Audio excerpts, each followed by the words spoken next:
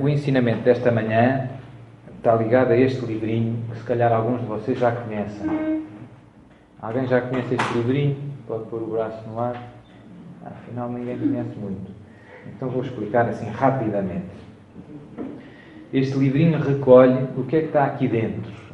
Então, sobretudo, a parte, digamos assim, mais importante são 605 mensagens que Nossa Senhora deu a um padre chamado Stefano Gobbi, um padre italiano que morreu há poucos anos. Morreu em 2011. Em 2010 ele veio ao Porto, eu ainda lá fui com a Joana e estivemos numa igreja do Porto com ele. Ele nasceu em 1930, portanto durou 81 anos.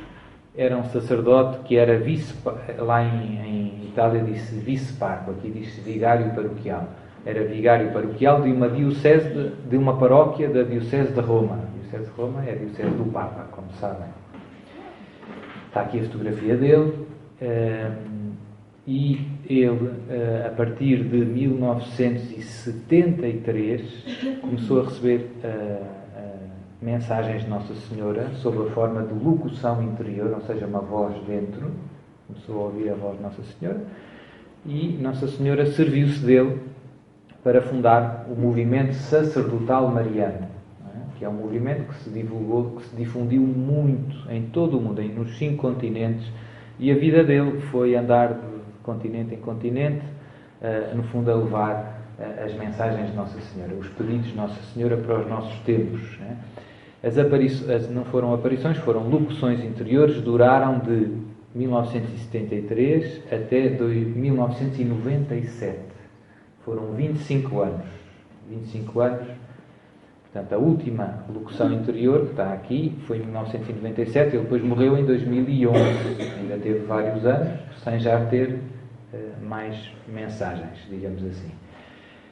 Este livrinho recolhe as mensagens todas. Há uns mais antigos que são mais curtos, porque enquanto não havia, à medida que ia havendo mais mensagens, portanto, quem pegar num livro vê, mas este é mais pequeno. É mais pequeno porque provavelmente, se for antes de 1997, não tem todas. Ainda continuava a haver. Portanto, nós temos aí 2 ou 3, são todos de tamanhos diferentes. O que é há de interessante nisto? Primeiro, assim 2 ou 3 notas que eu penso que é importante por causa da credibilidade. Porque nós podíamos dizer, padre, mas eu sei lá se isso é verdade. Primeiro, isto é um sacerdote católico, da Igreja Católica, da diocese do Papa. É doutorado em teologia, portanto é uma pessoa que conhece a fé, não é uma pessoa ignorante do que é que a Igreja ensina, o que é que está na Bíblia, sabe muito bem, doutorado em teologia. Este livro tem imensas... Para um sacerdote publicar um livro, supostamente é preciso uma autorização da Igreja sobre temas de fé, não é? Se for um livro sobre culinária, não é preciso. Mas se for sobre temas de fé, é preciso uma autorização. Este livro tem as várias autorizações, tecnicamente chama-se o imprimatur, que literalmente significa imprima-se. É uma ordem, é uma autorização para... Pode imprimir-se. Então, deste livro há dezenas de imprimaturs de vários cardeais, etc. Ou seja, de pessoas muito de grande responsabilidade. O movimento sacerdotal mariano, que Nossa Senhora fundou através do Padre Gobbi, tem mais de 400 bispos. Portanto, não é uma coisa pequenina, é uma coisa grande. E tem mais de 100.000 sacerdotes. Portanto, é uma coisa grande. Estamos a falar de uma coisa grande, como eu dizia, estendeu-se nos 5 continentes. O Papa João Paulo II, depois de ter sido eleito Papa, tinha o hábito de convidar todos os anos o Padre Gobbi para ir à missa no Vaticano com ele, em dezembro. Então, tudo isto está neste livro. O Padre Gobbi conta várias coisas.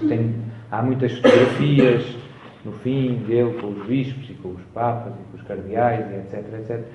O Papa João Paulo II todos os anos o convidava. Em dezembro, isto durou durante 10 anos, o Padre Gobbi, para saber como é que estavam a correr as coisas.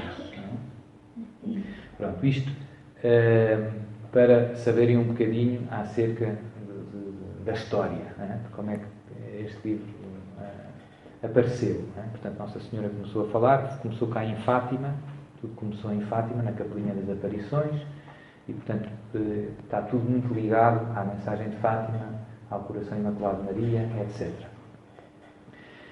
Hoje, a minha ideia era,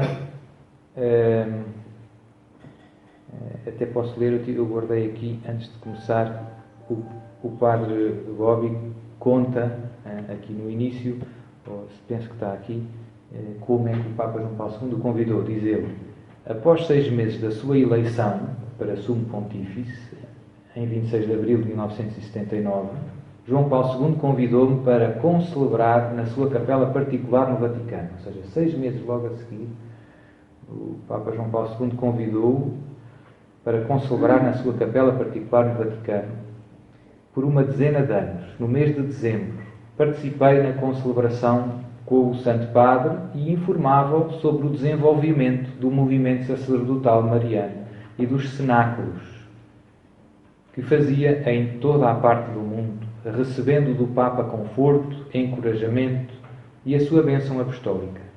Durante um desses encontros, um padre que me acompanhava lhe dizia que eu era vice-parco de uma paróquia de Roma. Vice-parco em português seria vigário paroquial. Então, o Papa João Paulo II, indicando-me com a sua mão, disse: a tua paróquia é o mundo inteiro. Apontando para ele. Pronto, isto para perceberem que era uma pessoa querida do Papa e acompanhada pela Igreja. E por isso isto devia chegar para nós termos. Este livro não se vende, também é outra coisa, é uma coisa que se oferece, é sempre oferta. Mas é uma coisa interessante conhecer estas mensagens de Nossa Senhora tão atuais. Né? Isto tudo aconteceu há pouco tempo, as últimas mensagens são de 97. Né?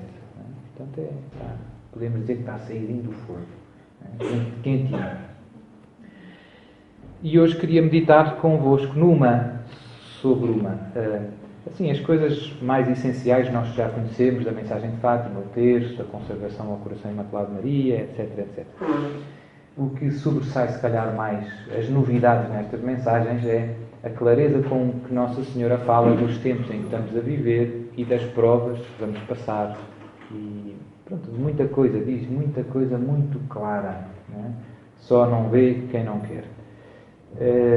Que nós também vemos com os nossos olhos, mas ajuda muito, né, a ver como Nossa Senhora descreve com muita precisão tudo o que estamos a viver hoje. Eu pensei ler-vos uma mensagem de 1992, portanto já lá vão 24 anos, 25 anos, imaginem, né? E o que nós estamos a viver hoje é exatamente o que está aqui escrito, é impressionante, né? Em 92 não era tão claro como é hoje, mas hoje vemos muito claro.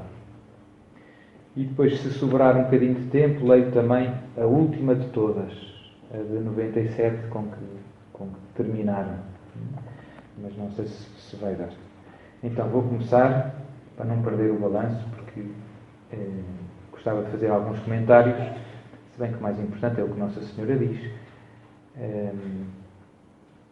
Nesta mensagem, aviso já, Nossa Senhora cita muitas partes da Bíblia. E depois eu aviso, é muito bonito, porque são mesmo muitas. Tem para aí umas mais de 10 citações da Bíblia. Portanto, é quase como uma catequese bíblica que Nossa Senhora faz.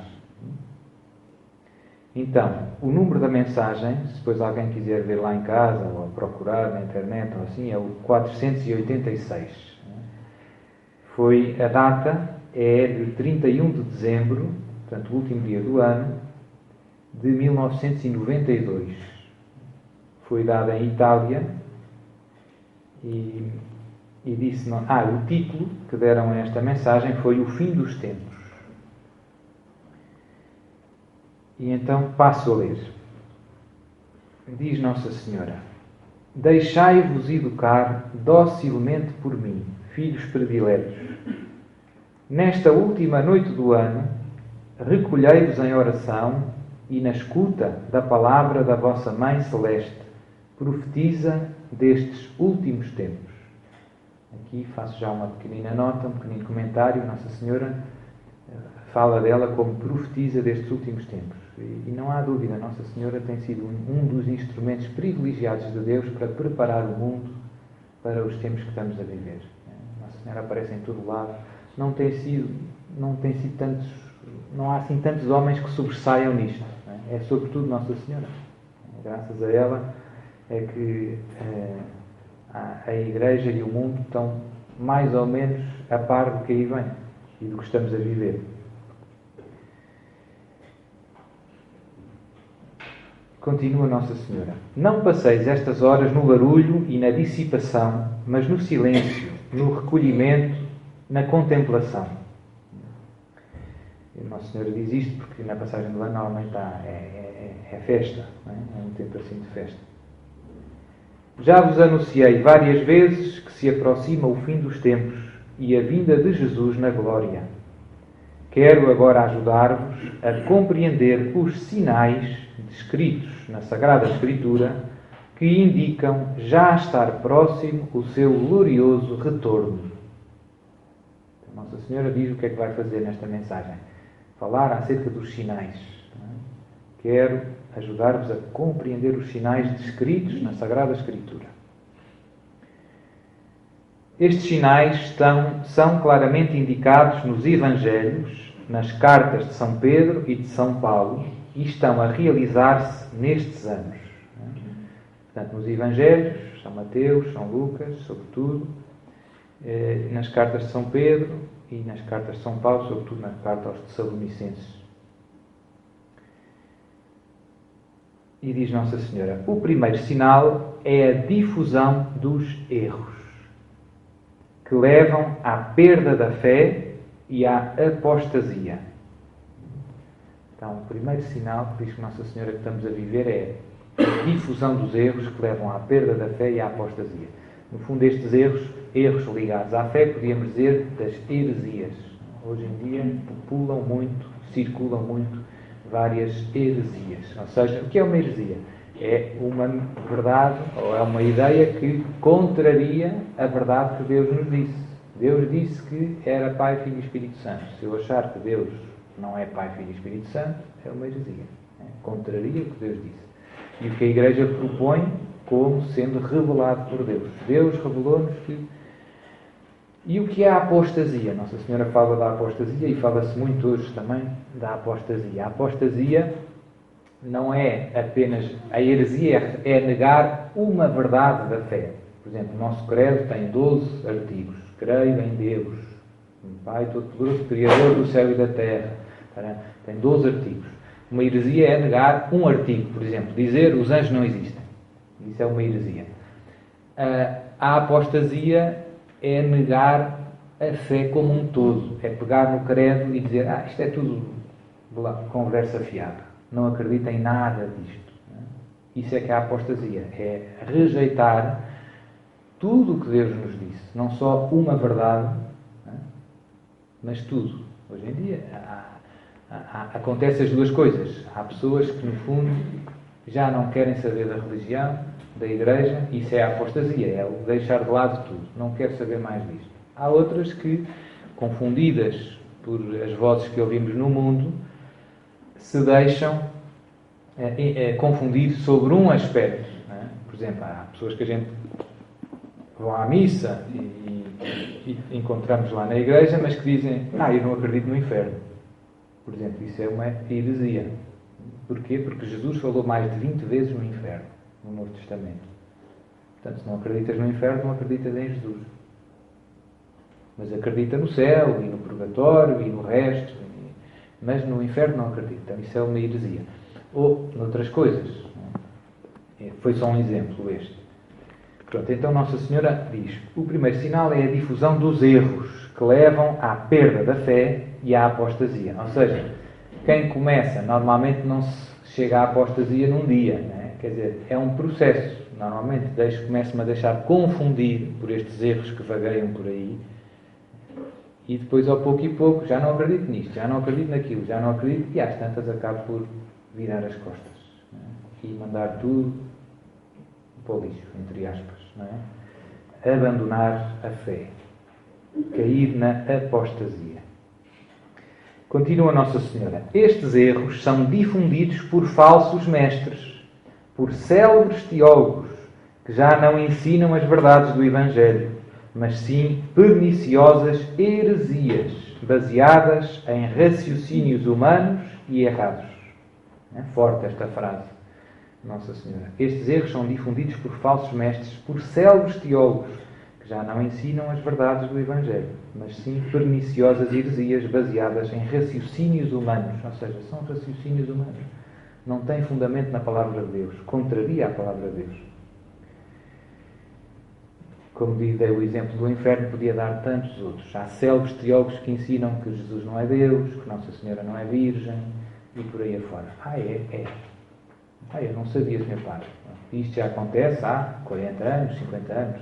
Não é uma coisa de hoje, que Jesus não está na Eucaristia. Teólogos supostamente católicos, que de católicos têm pouco. Portanto, infelizmente, tudo isto aconteceu e continua a acontecer. E não é só teólogos que ninguém conhece, lá não sei aonde, nos escondidos, numas ilhas. Não, alguns são bispos e cardeais. E deviam ter juízo, e nós temos que rezar por eles. É por causa do ensino dos erros que se perde a verdadeira fé e se difunde por toda a parte a grande apostasia.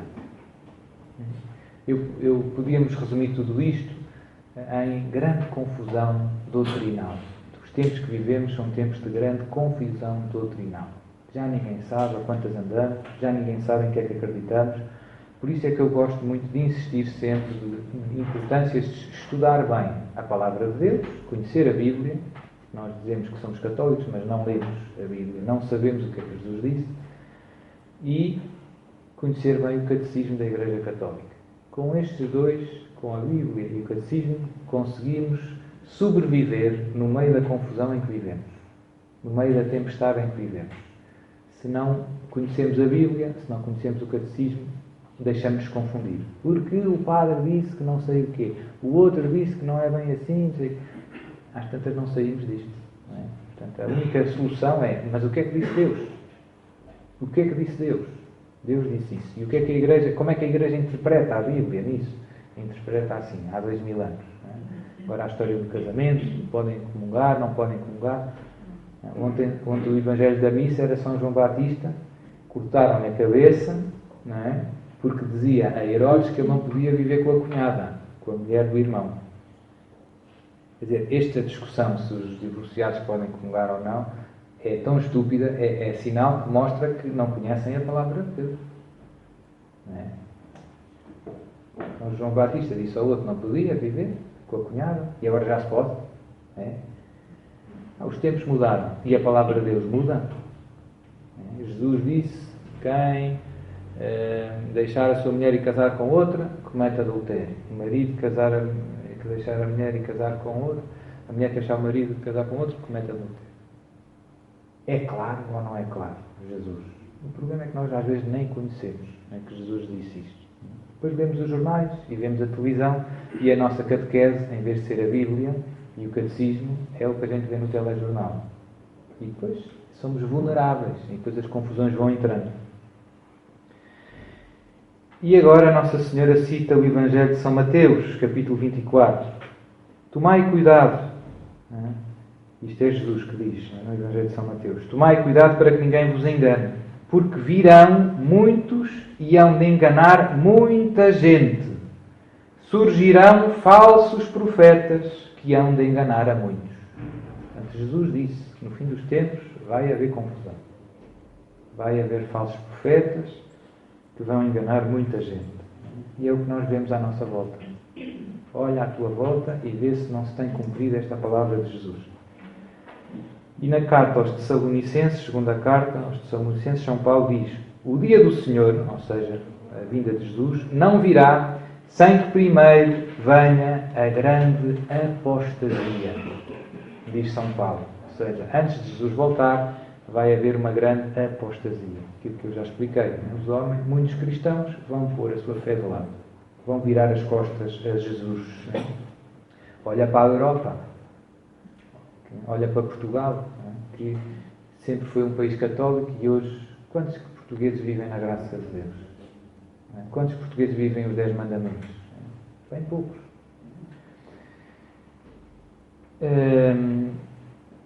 Nem sabem os 10 mandamentos. Quantos portugueses é que sabem quais é que são os 10 mandamentos? São Paulo diz, inspirado pelo Espírito Santo, o dia do Senhor não virá sem que primeiro venha a grande apostasia. Segunda carta aos Tessalonicenses, capítulo 2, versículo 3.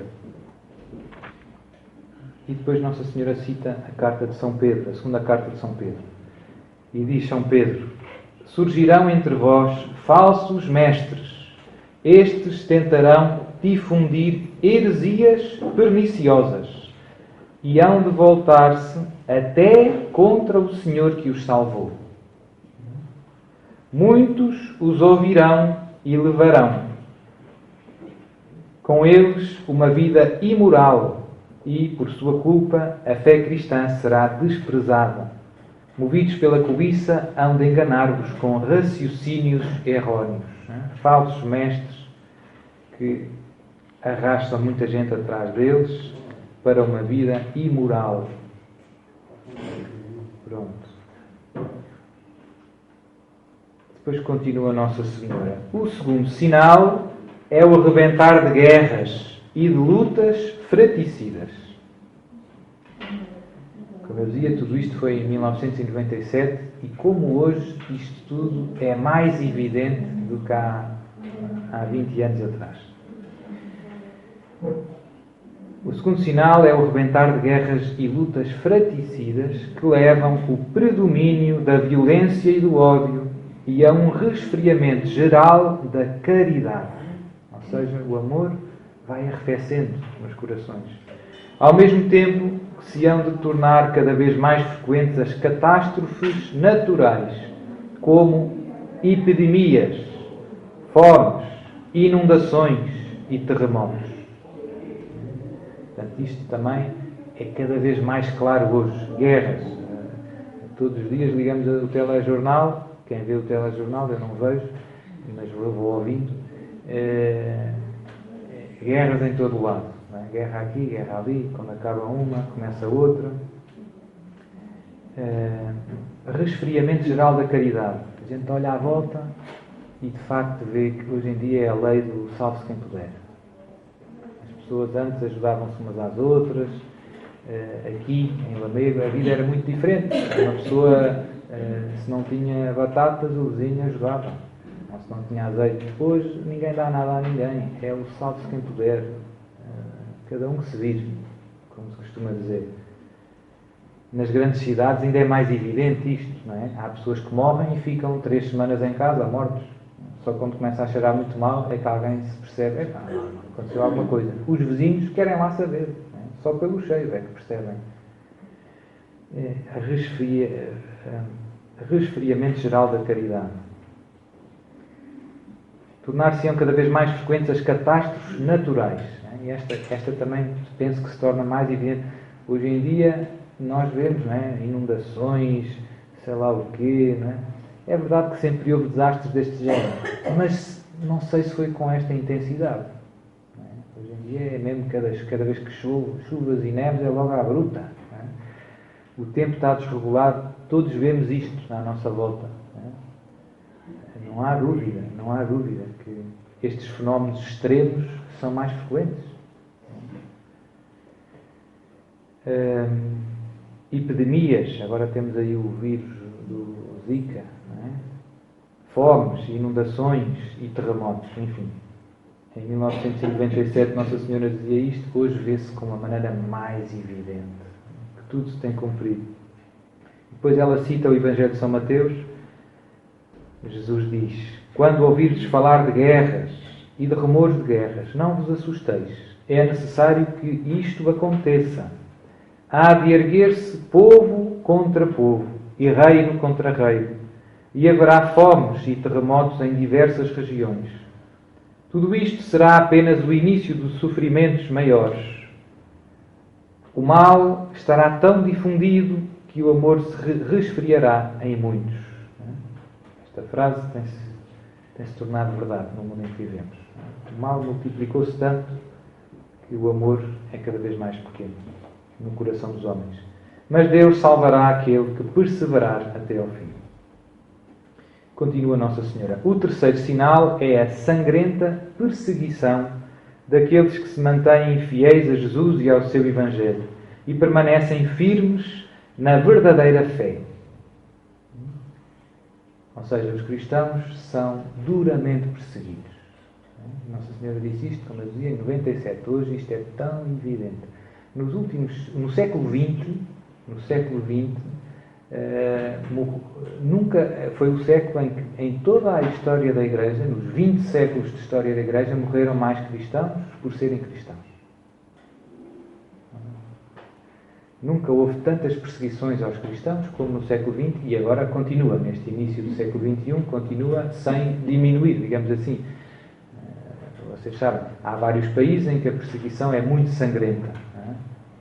Como lá na Síria, com os extremistas islâmicos, no Egito, na Nigéria, aí morre muita gente. Há facada, com tiros, etc. Nos países ocidentais, supostamente mais civilizados, a perseguição não é menos, quer dizer, não é tão sangrenta, no sentido que não é nos cortam a cabeça, mas cortam-nos a liberdade e a voz de muitas maneiras. Portanto, nos países como os Estados Unidos, como na Europa, cada vez há mais cristãos que vão para a prisão porque não querem deixar os filhos aprender na escola que ser homossexual é que é bom. Então os pais vão para a prisão. Agora nos Estados Unidos houve uma senhora que recusou-se fazer um bolo, acho eu, para um casal gay e foi para a prisão. Portanto, estas são perseguições por serem cristãos. Cada vez é mais evidente. Agora a Hungria, graças a Deus, reagiu um bocado e a União Europeia criticou a Hungria por não aceitar os valores da União Europeia. A Hungria quer defender a vida, a família, e os outros não os querem deixar. Há uns anos houve um famoso político, digamos assim, italiano, que foi nomeado comissário para a família para a União Europeia. Não durou muitos meses. Correram com ele rápido. Porquê? Porque era católico. Simplesmente por isso. Enfim, os exemplos disto são imensos. Portanto, os cristãos são perseguidos por serem cristãos, no fundo, se quiserem, no mundo ocidental e nos mundos, e sobretudo no mundo em que há, e na Índia mesmo, por parte de hindus, não é só os muçulmanos. Os hindus também incendiam templos, etc, etc, etc. Portanto, não é um mar de rosas. Morrem muitos irmãos nossos pela fé em Jesus, não é de vez em quando, é todos os dias. As estatísticas são impressionantes. Todos os dias.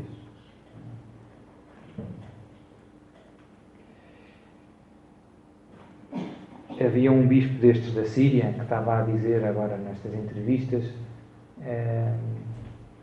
que ele no fundo estava orgulhoso do povo cristão, de quem ele era bispo, que deixaram tudo, não é? Deixaram as casas deles, o trabalho, tudo, porque são de Jesus. Simplesmente porque são de Jesus e não querem trair Jesus. Muitos deles foram martirizados. E este bispo dizia: eu tenho orgulho no meu povo, porque amam Jesus e estão a lutar pela fé. Tenho pena da Europa e dos países ocidentais, porque veem isto e não reagem. Não reagem. Ficam ali de braços cruzados, como se nada fosse.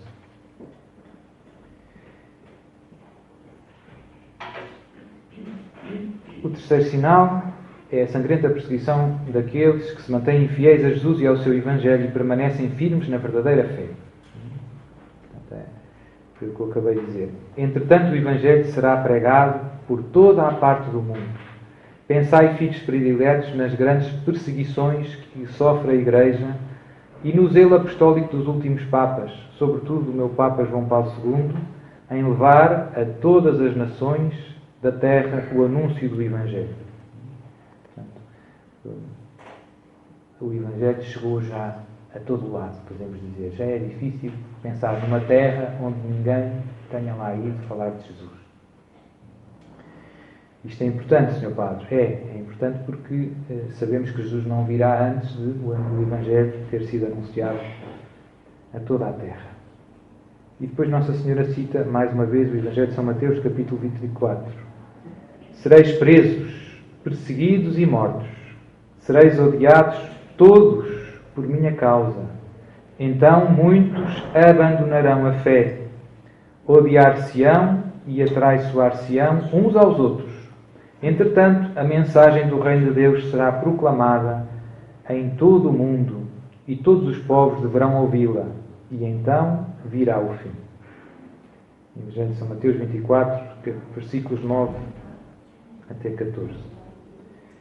O quarto sinal é o horrível sacrilégio cometido por aquele que se opõe a Cristo, isto é, pelo Anticristo. Entrará no templo santo de Deus e sentar-se-á no seu trono, fazendo-se adorar ele mesmo como Deus. E depois Nossa Senhora cita a carta aos Tessalonicenses, segunda carta aos Tessalonicenses. Levantar-se-á contra tudo aquilo que os homens adoram e leva o nome de Deus. O homem iníquo virá com o poder de Satanás e com toda a força de falsos milagres e falsos prodígios. Usará de toda a espécie de engano maligno para fazer mal. Portanto, o ímpio, o anticristo, aquilo que nós chamamos de anticristo, fará muitos milagres, revoltar-se-á contra tudo o que é santo e fará muitos sinais, falsos milagres, para atrair as pessoas, para convencer as pessoas.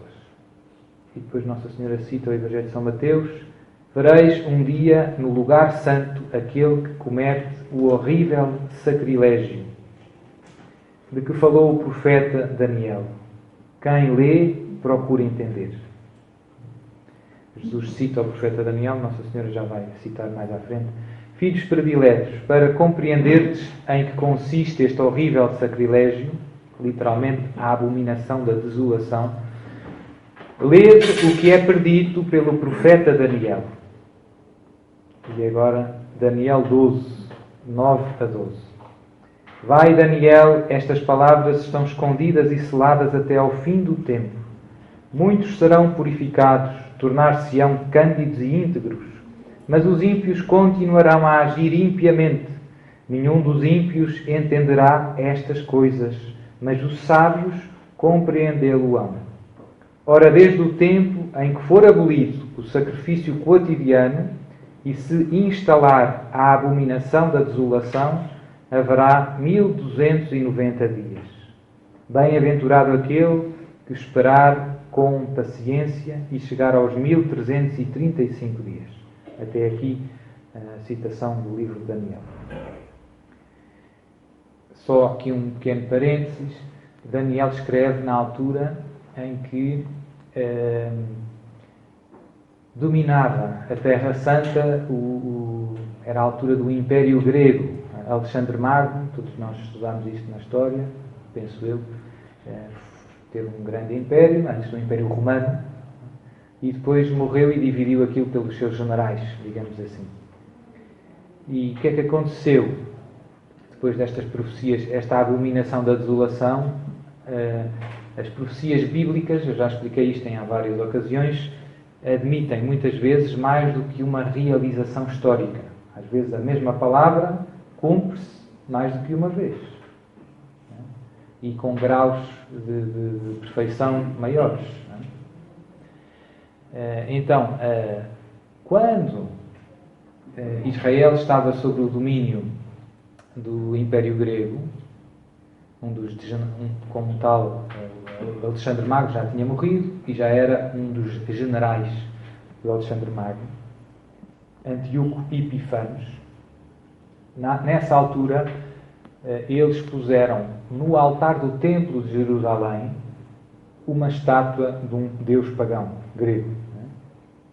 Isto para um judeu era a coisa mais infame, era o maior sacrilégio que se podia fazer, um dos maiores, não é? Porque no templo Deus tinha dito que ia morar. Era o lugar, os judeus ainda hoje, em 2016, quando rezam, viram-se sempre para o templo. Porquê? Porque o templo é o lugar onde está Deus. E quando a gente fala com alguém, não se vira de costas para essa pessoa. Vira-se para essa pessoa. E o sumo sacerdote só entrava no Santo dos Santos uma vez por ano, depois de se purificar e longos rituais. Portanto, era o lugar mais sagrado da terra. Imaginem o que é. Os pagãos chegarem lá e no altar dos sacrifícios porem uma estátua, não sei que deus pagão foi, mas Zeus ou não sei de quem. Não é? Imaginem.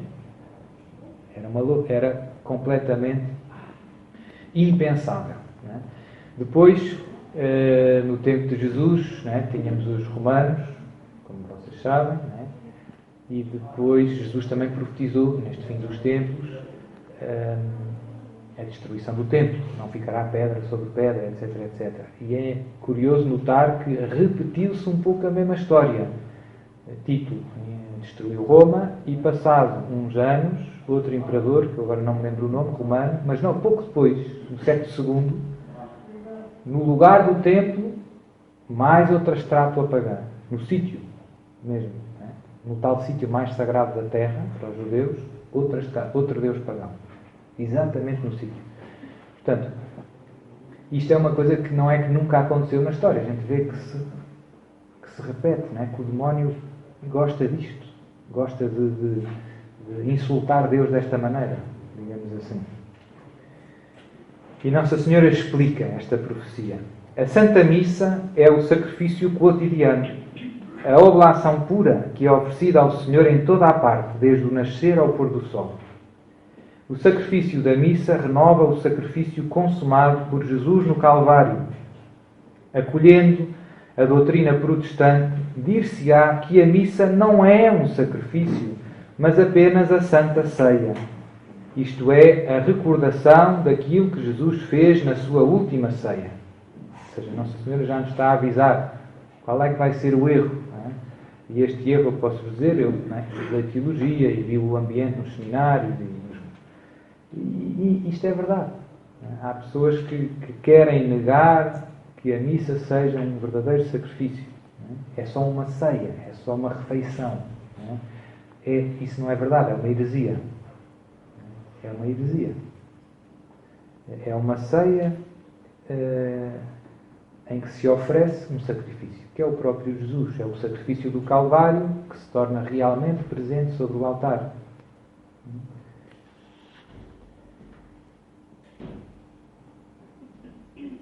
Assim será suprimida a celebração da Santa Missa. Frase clara e muito forte. Será suprimida a celebração da Santa Missa. É nesta abolição do sacrifício cotidiano que consiste o horrível sacrilégio realizado pelo Anticristo, cuja duração será de cerca de 3 anos e meio, isto é, de 1290 dias. Isto ainda não aconteceu. Graças a Deus, podemos rezar e devemos para que isto não aconteça, mas Nossa Senhora profetizou, não é? Como dizia em 97, que assim será suprimida a celebração da Santa Missa. E isto é o tal sinal profetizado por Daniel. E pensem bem o que será, se a vida já não é fácil hoje para os cristãos, não é? Em que a gente tem que andar cada vez mais escondido, não é? Andam atrás de nós. Imaginem o que é ter que aguentar sem a missa, sem a ajuda da missa. É bom para a gente aprender a valorizar que graça que é poder ir à missa. Às vezes, seu padre, não houve missa cá na terra. Então não fui, né? Mas havia a 2 km. Né? E imaginem o que é viver 10 anos sem missa. O que seria de nós? Né? Como é que a gente ia ter força para aguentar?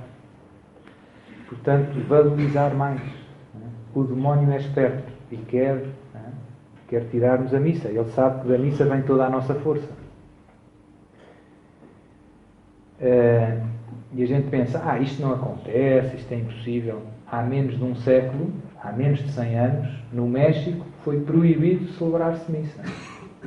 No meu computador tenho lá uma fotografia, não é uma coisa, tenho uma fotografia de um padre que foi fuzilado por celebrar missa. 1920 e tal. Não fez 100 anos ainda. Portanto, nós achamos, isto não é impossível acontecer. É possível, é possível. É possível.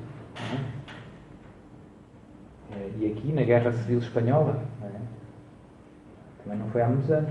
Mataram toda a gente, os bispos, os seminaristas, os padres. Portanto, não é impossível. Infelizmente, não é impossível e não é que não aconteça. Acontece até perto de nós. Noutras mensagens que eu também conheço, o céu diz que a missa vai desaparecer em vários lugares do mundo, não dizem todos. Pode ser que a gente tenha a graça de ter missa. Pronto, pelo menos já temos padre. Mas se matarem, acabou-se a missa. Quer dizer, há outros, não é? Não sabemos como é que vai ser, mas rezar, pedir a Deus a graça de não ficarmos sem missa. Ia ser muito difícil. Para não dizer quase impossível. O quinto sinal é constituído por fenómenos extraordinários que aparecem no firmamento do céu. Nossa Senhora cita outra vez São Mateus: o sol escurecer-se-á, a lua perderá a sua luz, as estrelas cairão do céu e as potências do céu serão abaladas. E depois Nossa Senhora diz: o milagre do sol ocorrido em Fátima durante a minha última aparição pretende indicar-vos que já entrastes nos tempos em que se hão de cumprir estes acontecimentos, que vos preparam para o retorno de Jesus na glória. Depois cita o Evangelho de São Mateus: então ver-se-á no céu o sinal do Filho do Homem. Todos os povos da terra chorarão e os homens verão o Filho do Homem vir sobre as nuvens do céu com grande poder e glória. Este sinal do Filho do Homem, que fala Jesus no Evangelho de São Mateus, muitos dos padres da Igreja, os primeiros padres, diziam que era a cruz, ia aparecer no céu a cruz. E eu já vi, não sei, uns 3 ou 4 lugares, várias cruzes que têm aparecido no céu, mas não é sugestão, não é, isto até parece uma cruz, é tão claro que incomoda. No outro dia vi uma fotografia nos Estados Unidos, se não me engano, de uma cruz perfeitinha, perfeitinha. Tão perfeita que eu dizia, é o céu azul e uma cruz no céu. Outra que me impressionou bastante foi na Rússia. Vi também um vídeo com uma cruz no céu da Rússia e estavam a comentar no telejornal, ou não sei aonde, e o senhor que estava a comentar estava a dizer: isto é o sinal que vem aí, Jesus. Portanto, até os jornalistas veem, né? Só não vemos nós. É estranho, não é? Até os jornalistas, se calhar nem vão botar a missa, mas eu digo: bom, isto só não vê que eu não quero, não é? E já contei também uma vez numa pregação, uma vez estávamos em Medjugorje e também estava o céu azul, 100% azul, não havia uma nuvem. Estava lá, havia, e na missa apareceu lá uma cruz, 2 risquinhos, pareciam aquelas coisas dos aviões, só que era só a cruz. Não havia aviões nem havia mais nada. Era tão bem acentuada. Exatamente. Toda a gente a tirar fotografias, etc. Portanto, como todas estas palavras têm cumprido, não é? Outras ainda faltam: cumprir-se, o anticristo, a abolição da Eucaristia, etc. Então, Nossa Senhora continua: meus prediletos e filhos consagrados ao meu coração imaculado, quis esclarecer-vos sobre estes sinais que Jesus vos indicou no seu Evangelho, para vos preparar para o fim dos tempos, porque eles estão a realizar-se nos vossos dias. Portanto, Nossa Senhora abriu-nos os olhos. Era a tal história: se nós conhecêssemos bem a Bíblia, não era preciso isto. Mas nós temos e não lemos. E lemos e não vemos, às vezes, não é? Portanto, lá foi ela, com muita paciência. O ano que se encerra e aquele que se abre fazem parte do tempo da grande tribulação, durante a qual se difunde a apostasia, se multiplicam as guerras, sucedem em muitos lugares catástrofes naturais, se intensificam as perseguições, o anúncio do Evangelho é levado a todos os povos, fenómenos extraordinários acontecem no céu e se aproxima cada vez mais o momento da plena manifestação do Anticristo. Em algumas aparições, Nossa Senhora diz: o Anticristo já cá está, já está vivo, ainda não se manifestou. Convido-vos, então, a permanecerdes fortes na fé, firmes na esperança e ardentes na caridade. Deixai-vos levar por mim e recolhei-vos todos no refúgio seguro do meu coração imaculado, que eu vos preparei, precisamente para estes últimos tempos. É muito bonito. Nossa Senhora diz que o lugar onde nós estamos seguros é no coração dela. A coisa não vai ser fácil, mas lede comigo os sinais do vosso tempo e vivei na paz do coração e na confiança. Portanto, não é preciso ficarmos agitados, nem deprimidos, nem sem dormir. Estamos com Deus, estamos do lado certo. Estamos do lado certo. Eu estou sempre convosco para vos dizer que a realização destes sinais vos indica com certeza que está próximo o fim dos tempos, com o retorno de Jesus na glória. E depois cita, para terminar, mais uma vez o Evangelho de São Mateus: aprendei esta parábola tirada da figueira. Quando os seus ramos estão tenros e despontam as primeiras folhas, compreendeis que está próximo o verão. Do mesmo modo, quando virdes acontecer estas coisas, sabei que a vossa libertação está próxima. E com isto termina a mensagem que vos li do tal dia 31 de dezembro de 1992. Já lá vão 24 anos. Ou vai fazer 24 anos. E isto é só uma das 605 mensagens. Portanto, e são boas e são úteis, não é? Portanto, vale a pena. Agora não temos tempo, não é, para ver. Eu queria ver mais uma, mas não vai dar. Mas assim ficou assim uma espécie de soube a pouco. Sou padre, que pena. Pronto, quem quiser, o livro, eu penso que não é difícil de encontrar. Vai ao site, se for à internet e escrever Movimento Sacerdotal Mariano, aparece lá o site do Movimento Sacerdotal Mariano, escreve um e-mail a dizer: olha, eu gostava de receber o livro. Recebe o livro. Não é? Também há muitas destas mensagens que estão na internet. Não sei se está tudo, mas muitas estão. Não é? Padre Bob, etc., com isso conseguem. Pronto, é muito útil, como eu dizia, insisto muito nas coisas que já sabemos de sempre, no terço, na consagração ao Coração Imaculado de Maria, nos primeiros sábados, tudo o que é a mensagem de Fátima. Nossa Senhora insiste. E nós, portugueses, devemos ter juízo e alguma vergonha, porque não fazemos. Vamos aqui, vamos lá acender velas. Nossa Senhora disse, nunca pediu para ir lá acender velas. Nunca. Não conheço nenhuma aparição. Vão lá, Fátima, acender velas. Não dizem lá nenhum. Depois, os primeiros sábados, que ela insistiu muito, não fizemos. Depois, enfim, consagração ao Imaculado de Maria, fazemos às vezes. Já não é mau. O terço também depende, no mês de maio, com sorte. Não é isso. E no fundo nós parecemos um bocado crianças irresponsáveis, que, imagina, vai chegar o exame de matemática e andamos a andar de bicicleta, ou a jogar futebol, e depois chega ao exame e não estamos prontos, e não foi por falta da nossa Mãe do Céu avisar. Depois, quando isto apertar mais, não vai haver tempo. Ou nos preparamos agora, ou depois não vamos aguentar. Nós sempre caímos nesta tentação de, se aparecer o Anticristo, eu logo começo a rezar. Vai ser tarde. Não vamos aguentar. Temos que rezar agora a sério. Então, vamos fazer... Estou bem dentro do tempo ou não? Estou ou não estou? Ou já descarrilei um bocado? Já. Então vamos para o intervalo. Agora temos um intervalo e depois voltamos a encontrar-nos